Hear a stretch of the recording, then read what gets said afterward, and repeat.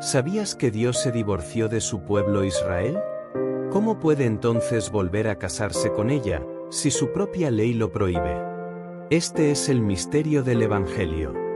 Pero hoy, vas a entender por qué Yeshua no murió para fundar una religión nueva, sino para cumplir el acto de amor más grande de la historia. Quédate hasta el final, porque lo que vas a descubrir podría cambiar para siempre tu forma de ver el mensaje del Mesías. El misterio del Evangelio.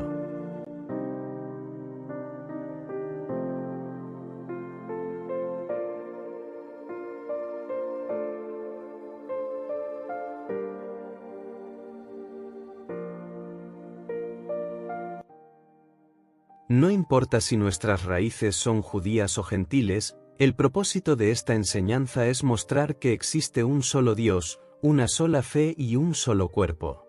Pronto llegará el momento en que el Padre reunirá a su pueblo como un solo rebaño, y Él mismo será nuestro pastor. Creemos que este mensaje es tan importante y vital, que queremos presentarlo de manera sencilla, paso a paso. Queremos contar la historia que está en las Escrituras, una historia que ha sido olvidada o ignorada por muchos hoy en día. En Mateo 15 versículo 24, Yeshua dice: «No he sido enviado sino a las ovejas perdidas de la casa de Israel». Hoy existen muchas ideas sobre quién es Israel.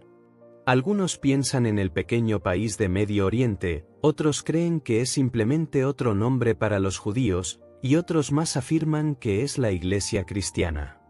Aunque cada una de estas respuestas contiene algo de verdad, falta comprender la visión completa que nos muestran las Escrituras. Muchos olvidan que Israel fue, en su origen, una nación formada por 12 tribus. Más tarde, estas tribus se dividieron en dos reinos, el del norte y el del sur. Desde esa división, Israel nunca volvió a ser el mismo. El reino del norte, también llamado Casa de Israel, Efraín o Casa de José, fue llevado cautivo a Asiria. El reino del sur, conocido como Casa de Judá, fue llevado a Babilonia. Tiempo después, solo parte del reino del sur regresó a su tierra. En las Escrituras, a veces el nombre Israel puede referirse a todo el conjunto de tribus, pero muchas veces se habla específicamente de estas dos casas como entidades separadas. A pesar de esta separación, la promesa sigue vigente: un día, todo Israel será reunido como un solo reino, tal como fue en el principio. Ahora bien, ¿cómo y cuándo ocurrirá esto? ¿Y qué tiene que ver con nosotros hoy? La respuesta es: mucho más de lo que imaginamos. El profeta Jeremías nos transmite esta promesa de parte de Dios. «Vienen días», afirma ya el Señor, «cuando traeré de regreso a mi pueblo, Israel y Judá. Los haré volver a la tierra que di a sus antepasados, y ellos la poseerán». Jeremías 30. El anhelo de todo discípulo de Yeshua es ver la restauración del reino de Israel, pero no solo como fue antes, sino en una forma aún más gloriosa. Cuando entendemos quién es Israel en verdad, empezamos a descubrir la profundidad y las riquezas del mensaje de las buenas nuevas. Incluso las parábolas como la del hijo pródigo y las imágenes como los dos palos de Ezequiel 37 revelan verdades profundas que se han perdido con el tiempo. Hoy te invito a hacerte esta pregunta. ¿Estoy dispuesto a examinar las Escrituras con mente abierta, aunque eso pueda desafiar creencias que he tenido por años? Este paso no es fácil, especialmente para quienes enseñan, pero es necesario para corregir el rumbo. Recordemos que, en los tiempos en que se escribió el Nuevo Testamento, solo existían las Escrituras que hoy llamamos Antiguo Testamento. Era su única fuente para enseñar, definir conceptos y probar sus enseñanzas. Como los creyentes de Berea, que examinaban todo lo que Pablo decía a la luz de las Escrituras, nosotros también debemos revisar nuestras creencias cuidadosamente. Si queremos comprender de verdad el mensaje del Nuevo Testamento, o mejor dicho, del Pacto Renovado, necesitamos una base sólida en la ley, los profetas y los demás escritos. El Antiguo Testamento es nuestro mapa. Nos guía para entender tanto lo que ya ocurrió como lo que está por venir. Si creemos algo que no se alinea con la ley y los profetas, en realidad estamos diciendo que la palabra de Dios se contradice, y eso nos pone fuera del verdadero camino. Para entender por qué la división de Israel es tan importante aún hoy, tenemos que empezar desde el principio, con Abraham, el padre de la fe. A través de su historia, y la de sus descendientes, veremos cómo llegamos hasta donde estamos hoy, y qué nos espera en el futuro. Dios le dijo a Abraham: «Te bendeciré en gran manera y multiplicaré tu descendencia como las estrellas del cielo y como la arena del mar». Imagínalo. Los descendientes de Abraham serían incontables, como las estrellas. Esta misma promesa fue repetida a su hijo Isaac. «Multiplicaré tu descendencia como las estrellas del cielo y daré a tu descendencia todas estas tierras. Todas las naciones de la tierra serán benditas en tu simiente».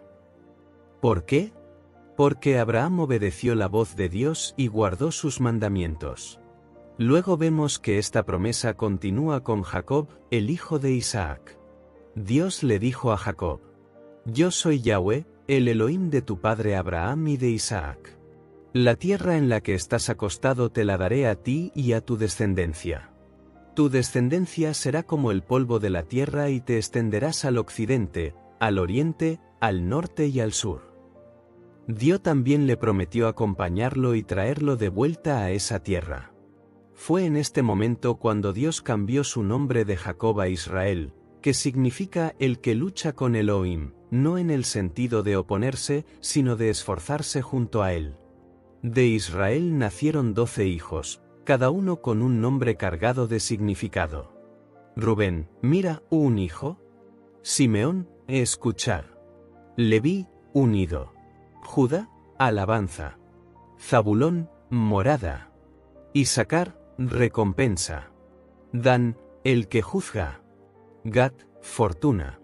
Aser, felicidad. Neftalí, mi lucha.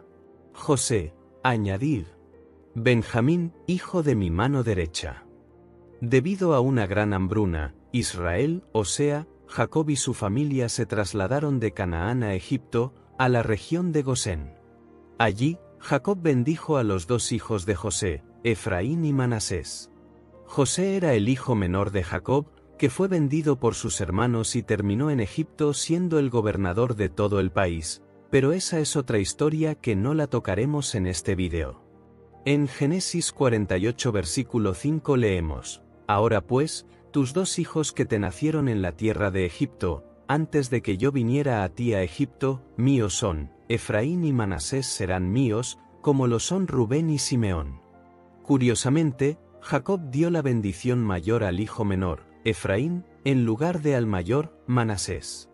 Aunque a José no le gustó, Jacob insistió: «Sé lo que hago. Manasés será grande, pero su hermano menor será aún más grande. Su descendencia se convertirá en una multitud de naciones». Esta expresión, multitud de naciones, en hebreo es melo hagoyim, que literalmente significa la plenitud de las naciones. En griego, la palabra naciones también puede traducirse como gentiles, es decir, aquellos que no son parte de la nación de Israel. Aquí empieza a revelarse algo poderoso. La promesa no solo abarca al Israel físico, sino también a un Israel extendido entre las naciones. Una multitud incontable que algún día será reunida. Así que, aunque Efraín recibió la bendición del primogénito, también fue profetizado que él se convertiría en la plenitud de aquellos que no pertenecen al Padre. Más adelante volveremos a hablar de esto. Durante su estancia en Egipto, los israelitas siguieron aumentando en número. Así dice el relato: «Habitó Israel en la tierra de Egipto, en la tierra de Gosén, y tomaron posesión de ella, se aumentaron y se multiplicaron en gran manera».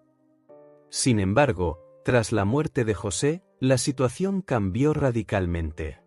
Se levantó sobre Egipto un nuevo rey que no conocía a José. Y dijo a su pueblo: «He aquí, el pueblo de los hijos de Israel es mayor y más fuerte que nosotros. Ahora, pues, seamos sabios para con él, para que no se multiplique, y acontezca que, viniendo guerra, él también se una a nuestros enemigos y pelee contra nosotros, y se vaya de la tierra. Así que pusieron sobre ellos comisarios de tributos que los oprimieron con duras cargas. Fueron forzados a edificar para Faraón las ciudades de almacenaje, Pitón y Ramesés. El resto del libro de Éxodo nos detalla cómo Dios, con mano fuerte y brazo extendido, liberó a su pueblo a través de Moisés. En el monte Sinaí, Dios entregó su ley escrita, no solo a las 12 tribus de Israel, sino también a los extranjeros que se habían unido a ellos. Sin embargo, el pueblo rebeló su corazón, no confiaron en la promesa de Dios ni tuvieron fe para conquistar la tierra que Él les había dado. Debido a esta falta de fe, se les prohibió entrar en la tierra prometida. Dios dijo entonces: «Yo lo he perdonado conforme a tu dicho, mas tan ciertamente como vivo yo y mi gloria llena toda la tierra, todos los que vieron mi gloria y mis señales que he hecho en Egipto y en el desierto, y me han tentado ya 10 veces, y no han oído mi voz, no verán la tierra de la cual juré a sus padres, no, ninguno de los que me han irritado la verá».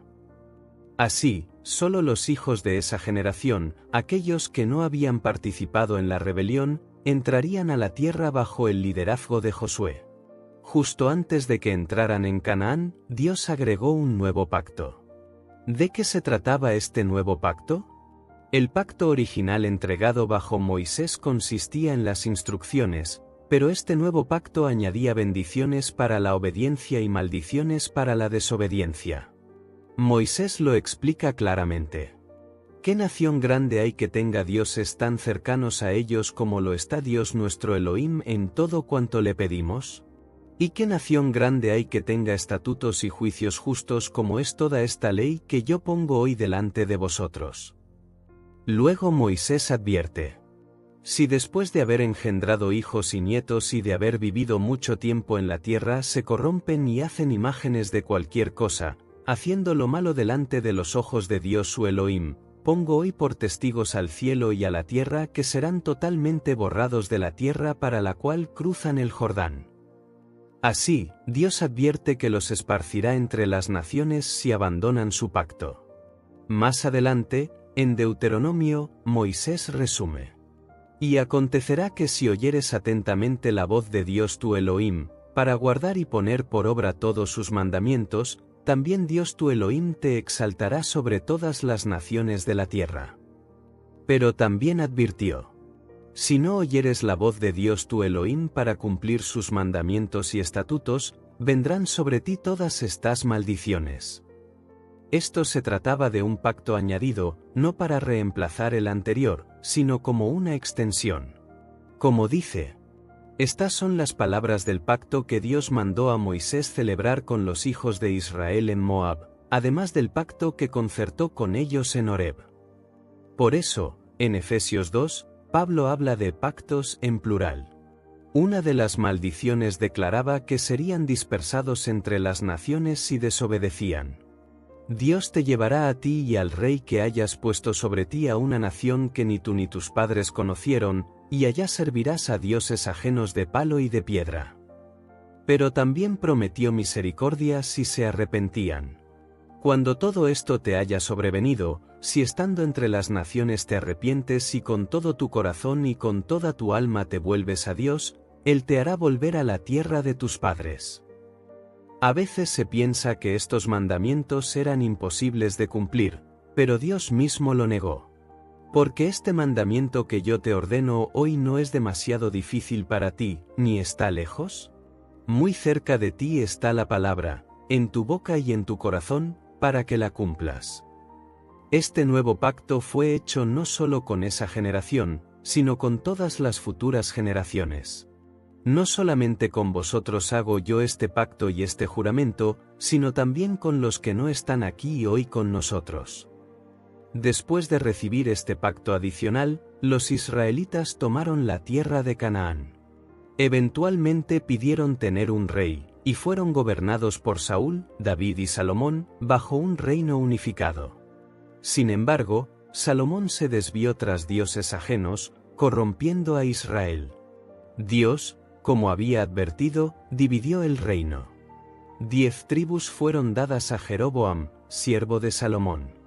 He aquí que yo rompo el reino de la mano de Salomón, y a ti te daré 10 tribus. Es importante recordar que Jeroboam era de la tribu de Efraín.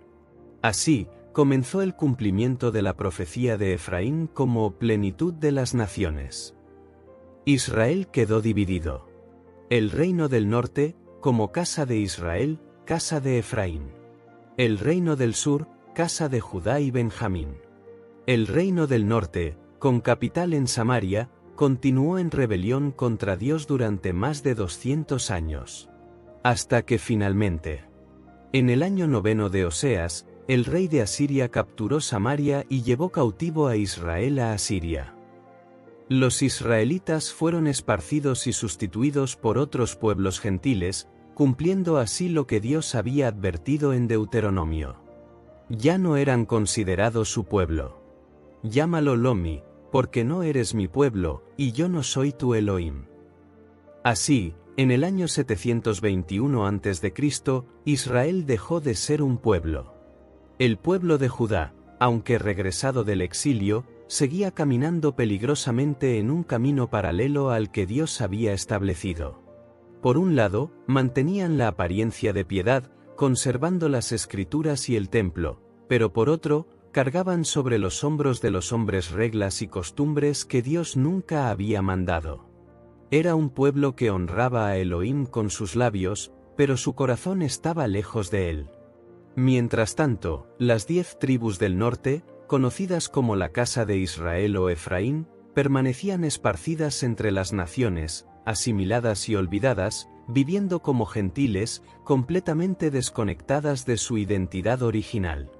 Y aunque pareciera que todo estaba perdido, Dios ya tenía un plan para redimir tanto a Judá como a Israel. Los profetas hablaron una y otra vez de esta restauración futura. Jeremías anunció que vendrían días en que Dios haría un nuevo pacto no solo con la casa de Judá, sino también con la casa de Israel. He aquí que vienen días, dice Yahweh, en los cuales haré un nuevo pacto con la casa de Israel y con la casa de Judá. Jeremías 31, 31. Este nuevo pacto no consistiría en simples leyes externas, sino que la Torá sería escrita en sus corazones, y cada uno conocería a Dios de manera íntima y personal. Este plan de redención no era un cambio de la ley, ni su abolición, como algunos más tarde interpretarían, sino su establecimiento en un nivel mucho más profundo, no solo en actos exteriores, sino en la mente y en el corazón. Era el diseño original restaurado, un pueblo obediente, no por imposición, sino por amor. Así, aunque Judá volvió primero y guardó ciertas tradiciones, y aunque Israel fue dispersado entre las naciones y se volvió como gentiles, el propósito de Dios permaneció firme. Reunir a sus dos casas en un solo pueblo, bajo un solo rey y con un solo corazón. Jeremías, Ezequiel y otros profetas hablaron de un futuro en el que Dios mismo buscaría a sus ovejas perdidas, las reconocería y las libraría de todos los lugares donde habían sido dispersadas. Él prometió rescatar a las ovejas de Israel, aunque Israel, según la propia ley de Moisés, había sido repudiada y considerada impura a causa de su fornicación espiritual. Según la Torá, un esposo no puede volver a casarse con una esposa que ha sido divorciada y ha estado con otro hombre. Esto plantea una gran pregunta. ¿Cómo podría Dios reconciliarse con Israel? ¿Cómo podría traerla de vuelta si, conforme a su propia ley, el regreso estaba prohibido? La situación parece humanamente imposible. Israel, representada en Efraín, había sido infiel, llevada en cautiverio, mezclada entre las naciones, y legalmente impedida de volver a unirse a su primer esposo. Como vimos, Dios se divorció de la casa de Israel por su adulterio espiritual, al ir tras otros dioses. La evidencia está en Jeremías 3, 8. Y vio que por todas las causas por las cuales la apóstata Israel cometió adulterio, yo la había despedido y dado carta de divorcio, pero no tuvo temor la rebelde Judá su hermana, sino que también ella fue y fornicó. Jeremías 3 a 8. Pero a pesar del divorcio, Dios prometió recogerlas nuevamente de entre las naciones donde fueron esparcidas. No las olvidó. Su amor no se apagó. Mira lo que declara en Ezequiel 37 capítulo 16 versículo 19. Tú, hijo de hombre, toma ahora un palo y escribe en él, para Judá y para los hijos de Israel sus compañeros, toma después otro palo y escribe en él, para José, palo de Efraín, y para toda la casa de Israel, sus compañeros. Júntalos luego el uno con el otro, para que sean uno solo, y serán uno solo en tu mano. He aquí, yo tomo el palo de José, y lo pondré con el palo de Judá, y los haré un solo palo, y serán uno solo en mi mano. Pero entonces surge la gran pregunta que muchos ignoran. ¿Cómo puede Dios volver a casarse con Israel, si él mismo le dio carta de divorcio y la Torá lo prohíbe expresamente? Y la despidió de su casa, y salió de su casa, y fue y se casó con otro hombre, no podrá su primer marido, que la despidió, volverla a tomar para que sea su mujer, después que fue envilecida, porque es abominación delante de Dios. Deuteronomio 24 capítulo 1 versículo 4. Pero entonces, ¿cómo puede cumplirse la promesa de restauración? Aquí está el misterio revelado siglos más tarde por el apóstol Pablo. Porque la mujer casada está sujeta por la ley al marido mientras éste vive, pero si el marido muere, ¿ella queda libre de la ley del marido? Así también vosotros, hermanos míos, habéis muerto a la ley mediante el cuerpo del Mesías, para que seáis de otro, del que resucitó de los muertos, a fin de que llevemos fruto para Elohim. Romanos 7 capítulo 2 versículo 4. Aquí está la solución celestial al dilema legal. El novio murió por la novia. El Mesías Yeshua, que es la imagen de Dios, Dios hecho hombre, aclaremos no Dios reencarnado, murió como el esposo traicionado, para que al morir, la ley que impedía su reconciliación con Israel dejara de tener poder sobre ella. Esta es la razón por la cual Pablo llama a esto un misterio oculto que fue revelado. Nadie entendía cómo Dios podría volver a unirse con Israel sin quebrantar su propia Torá. Pero Yeshua murió para redimirla legalmente, y al resucitar, se levantó como un nuevo hombre, libre de la condena anterior, listo para reunirse con su esposa perdida. Yeshua no vino a abolir la Torá, como muchos predican erróneamente. Él vino a cumplirla hasta en sus más altos estándares. No quebró la ley del adulterio, la venció con amor, con justicia y con su propia vida. Esta es la obra más grande de amor de toda la historia de la humanidad. El novio murió por su novia. Para que la mujer infiel pudiera ser redimida, restaurada y amada de nuevo, sin transgredir la santa ley de Dios. Yeshua cumplió la Torá, restauró a la esposa perdida, y nos abrió la puerta al nuevo pacto, donde los dos palos, Judá e Israel, serán uno solo en su mano. Si te gustó este vídeo te pido que le des like, comentes, compartas y te suscribas.